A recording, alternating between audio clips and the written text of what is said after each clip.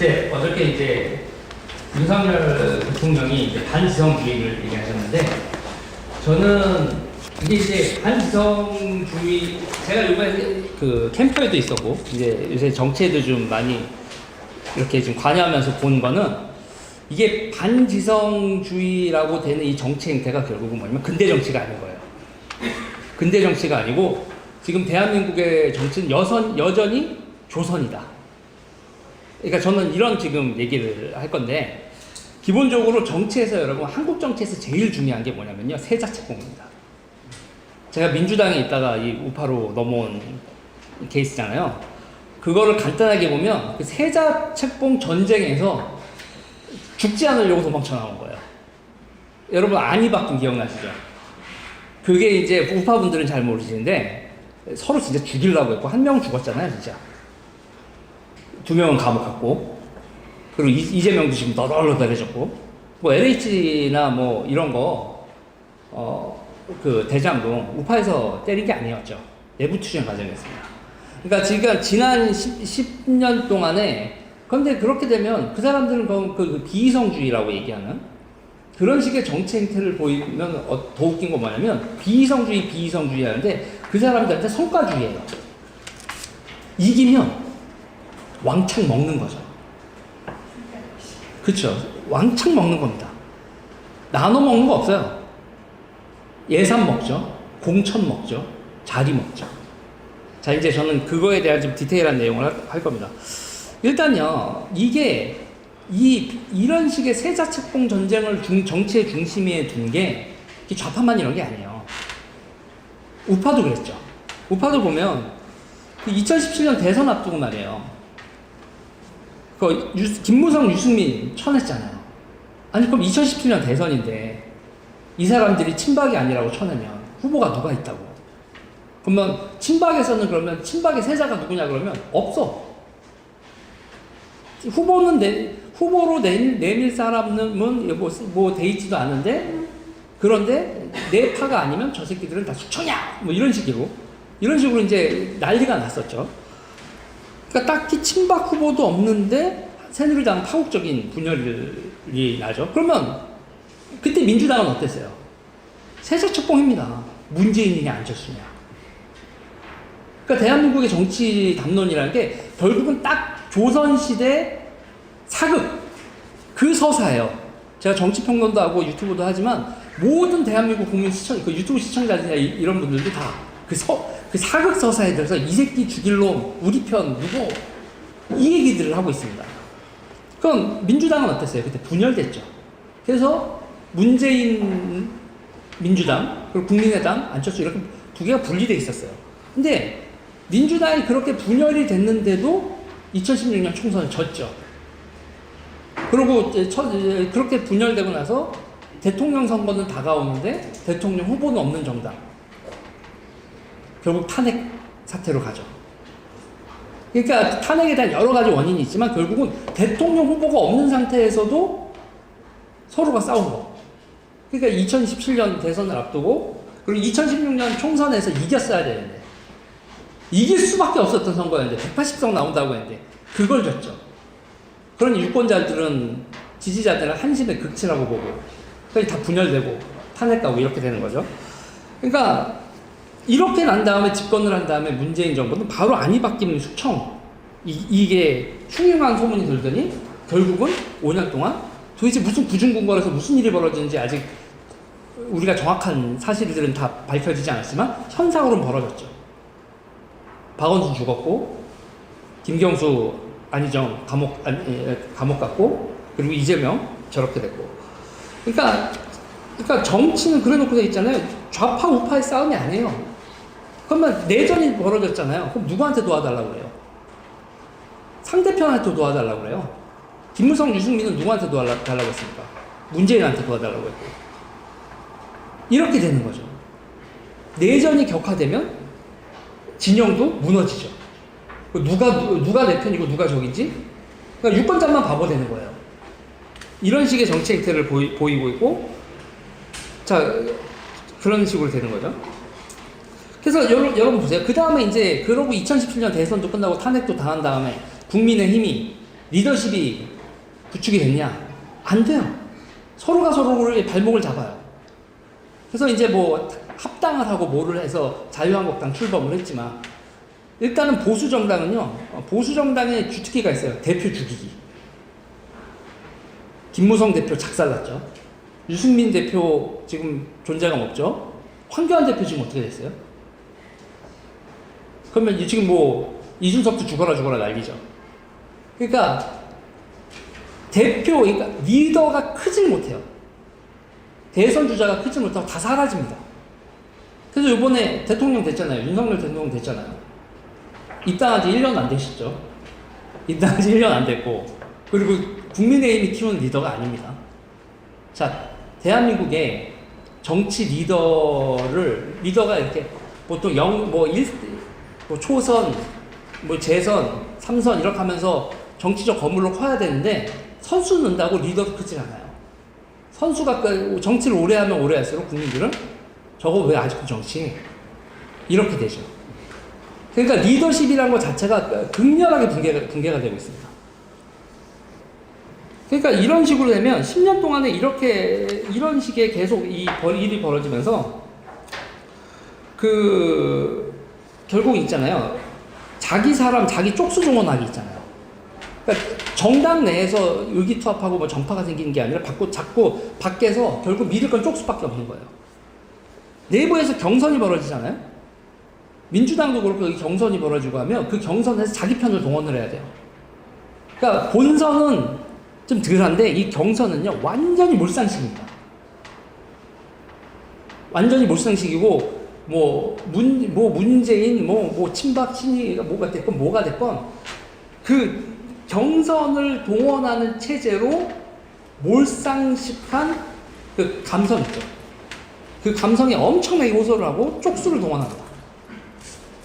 그런데 그 쪽수를 동원하려고 하게 되면 되게 감정적으로 몰상식한 게 동원한 것 같이 보이지만 나중에 결국 뭐가 되냐면 보상을 해줘야 돼요.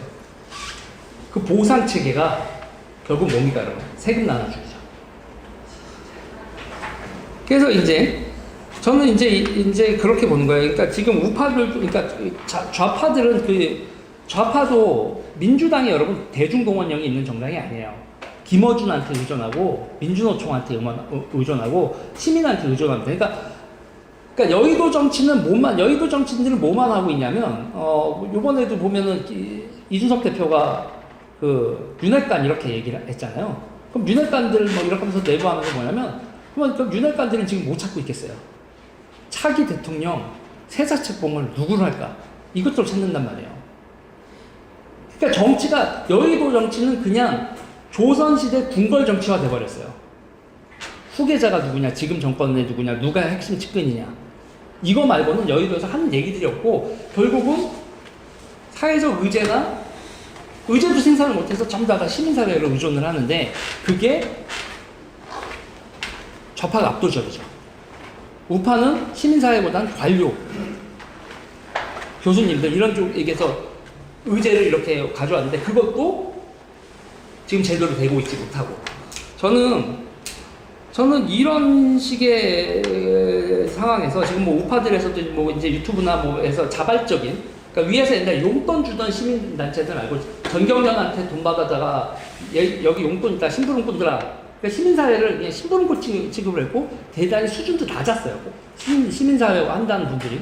그런데 지금은 지금 여기 지금 모임도 있지만 다시 자발적으로 되고 이렇게 일명 좀 수준 되는 분들이 시민사회 운동을 하는 물결이 우파에서도 요새 한 1, 2년 됐나요? 이런 물결들이 지금 시작이 되고 있죠. 근데 저는 이런 상황에서 이제 첫 번째 전선이 지금 전장현, 이 정부가 출범하고 전장현이라는 존재가 등장을 했잖아요. 장애인 연합해가지고 그 지하철에서 이렇게 들어놓고 이걸 보면서 야 우파들이 아직도 좌파를 모르는구나. 제가 뼈저리 멘트했어요. 그러니까 이걸 일명 언더도그마 전술이라고 하는데 불쌍해 보이고 사회적 약자한테 네가 이러면 안 되잖아. 이렇게 나오면 꼼짝을 못하는 거예요. 제가 그래서 여기서 그 전장현이 소속되어 있는 단체에 그 상위 단체인 전국민중행동의 발족문 한번 읽어볼게요. 전장현이 소속되어 있는 단체입니다. 생산의 주역이며 사회개혁과 역사발전의 원동력인 우리 노동자와 농민, 도시빈민, 민중은 여기서부터 좀 많이 황당하죠. 청년, 학생, 여성, 진보적 지식인, 종고계 등 각계각층이 함께 모여 오늘 진보 민중 진영의 상설적 연대 투쟁체인 전국민중행동을 창립을 선언한다. 저 멀리 선배 노동자, 농민민중은 일본 제국주의에 아이고야 간고한 탄압 속에서 민족 해방과 조국의 자주 독립을 위해 피 어린 투쟁을 전개했다. 이게 얘네들의 서사죠. 응? 해방 이후 미국의 지배와 이들이 비호하는 독재 정권에 맞서, 그러니까 일본하고 미국은 악마예요, 얘들에겐. 끊임없이 저항했으며 그 과정에서 수많은 민중이 현장의 이슬로 의문사로 가혹한 탄압으로 쓰러져 갔다. 뭐 이런 식으로 얘기를 하는 겁니다. 그래 놓고서 2022년 1월 15일 전국민중행동 이렇게 발족을 하고 그 산하단체에 뭐 여기 그 전철연 들어가 있고 뭐 4월혁명에 들어가 있고 진보연대 들어가 있고 그 대진연 들어가 있습니다. 그리고 전장연도 여기 소속이에요. 그런데 이런 단체가 지하철에서 눕는데 그걸 꼼짝을 못해요. 근데 그 꼼짝을 못하는 과정에서 보니까 경찰들한테요, 경찰 인권위에서 장애인이 시위할 때 전동 휠체어에 손대면 안 된다 이렇게 만들어 놨어요.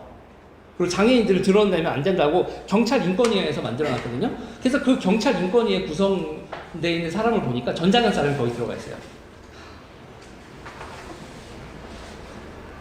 이게 이제 저는요 이걸 좀 구체적으로 좀 얘기를 할게요.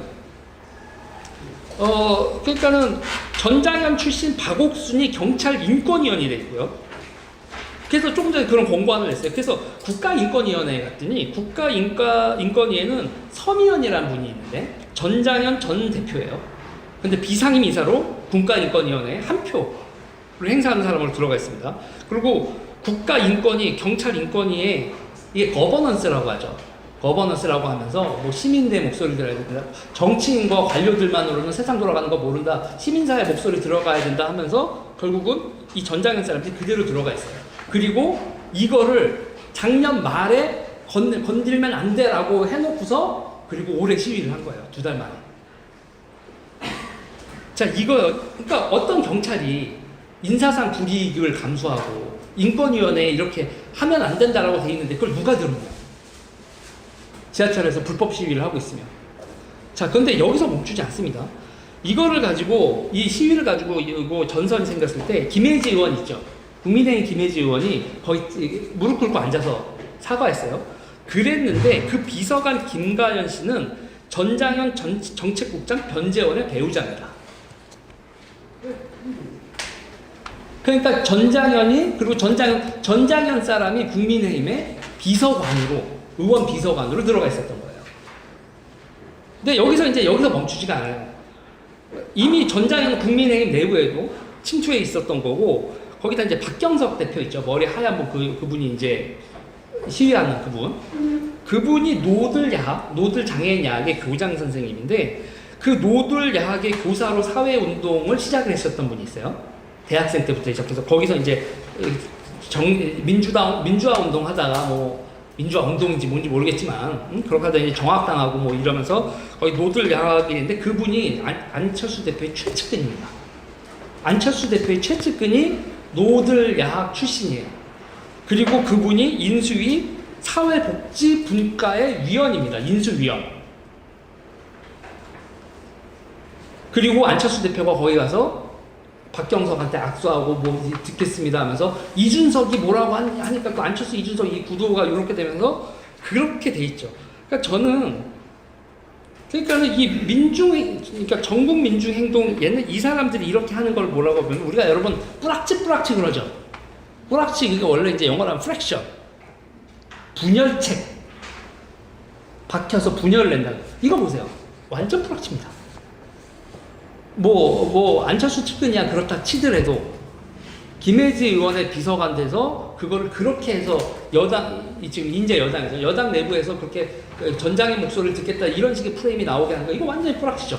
자, 이분들이 하는 그 탈시설화를 가게 되면 이분들에게 예산 그러니까 장애인들 돌봄으로 나라 예산을 이 시민단체들이나 이분들이 운영하는 사회적 기업이라든지 뭐 협동조합 이런 거로 얼마의 나라 세금이 지출이 되냐면 4조 가까이 지출이 됩니다.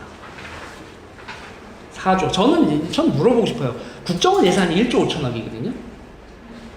뭐 장애인이 됐건, 뭐 청소가 됐던, 뭐 재활용이 됐던, 쓰레기 소각장이 됐건, 태양광이 됐던, 이 주사파 출신들한테 이 정도 규모의 이권을 챙겨주면, 그리고 그들이 그 정도의 이제 쪽수를 확보를 하면, 무슨 수로 이들을 이길 수 있는가. 저는 이들의 비이성주의는 가족주의거든요. 우리는 한 덩어리야. 그리고 국민의힘은 악마고 보수는 검찰은 악마 새끼들이야. 우리는 대의가 있어. 그러니 우리는 이렇게 나라 돈을 헤쳐먹고 우리 조직을 운영해도 돼. 학생회장 돈 빼먹을 땐 똑같은 거거든요. 자, 이 상황에서 우파들은 정말 이 사람들에 대한 경계의식 그리고 정치개혁에 대해서 많이 신경을 써야 될 거다. 지금과 같이 느슨한 상태로 누가 뿌락친지도 모르고 어떤 프랙션을 내는지도 모르고 첫 번째 전선인 저들이 집권을 하고 선거에서 지고 난 다음에 첫 번째 전선인 전장현 전선은 이렇게 완패를 했어요. 자, 이제 위안부 합의 정상화 그리고 사드 정상화 이런 전선이 기다리고 있습니다. 정신 차리지 않으면 쭉쭉 밀려버리면 저들은 정권을 잃었어도 정권을 잃은 게 아닌 게 되겠죠. 예, 여기까지 하겠습니다.